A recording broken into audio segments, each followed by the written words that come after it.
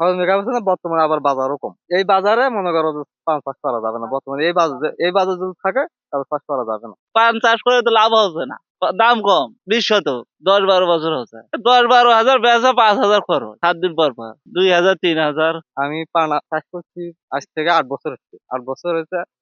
প্রথমে আমার খুব পোষা ছিল, মনে করো যে খরচ বড় মেকআপ দিয়ে আর কি ভালো চলছিল।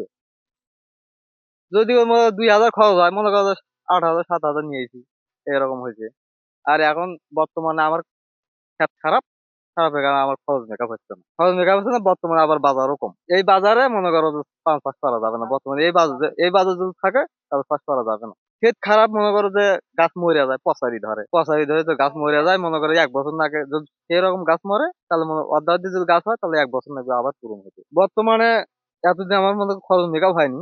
1 বছরের মধ্যে খরচ আমার মেকআপ হয়নি। এখন আশা করি যে আবার গাছগুলো পরিপূর্ণ হলো, হওয়ার পরে এই গাছগুলো যদি থাকে আর যদি না মরে এই বছরের মধ্যে, তাহলে বাজারটা যদি একটু বাড়ে তাহলে আমার এবারকার পোষাবে। 7-8 বছর থেকে পানের চাষ করি, তবে আজ থেকে 3-4 বছর আগে পানের বাজার খুব ভালো ছিল। আমি পান চাষ করে মোটামুটি টাকা ইনকাম, কিন্তু বর্তমানে এখন যে পানের কথা আমাদের খুব লস হচ্ছে।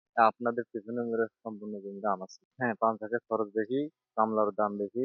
আগে যে কামলা ছিল 300 টাকা, এখন তার দাম 500। আগে যে বাঁশের দাম ছিল 100 টাকা, এখন সেই বাঁশের দাম 200 টাকা। অবস্থায় যে দেখতেছেন যা, ওই খরচ তো হেভি খরচ হয়। এগুলো খরচ হিসেব করলে পছন্দ।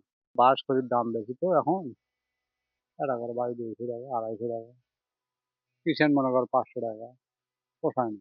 পান চাষ করে তো লাভ হচ্ছে না, দাম কম, 20 শতক, 10-12 বছর হচ্ছে, 10-12 হাজার বেচা, 5,000 খরচ, 7 দিন পর পর 2,000 3,000 বলে তো টোটাল করা যায় না ভাই। 2,000 3,000 পরিশ্রম পেয়েছে, ফির খরচ ওষুধ পাতি দিয়ে আসা হলে আমরা কবারই ঘাত করে। পীরগঞ্জ উপজেলায় 60 হেক্টর জমিতে পানের আবাদ হয়েছে এবার। আমরা জানি পান একটি অর্থকরী ফসল। শুধু অর্থকরী ফসল নয়, এটি একটি উচ্চমূল্যের বাণিজ্যিক ফসল, অর্থাৎ কমার্শিয়াল ক্রপ এটি।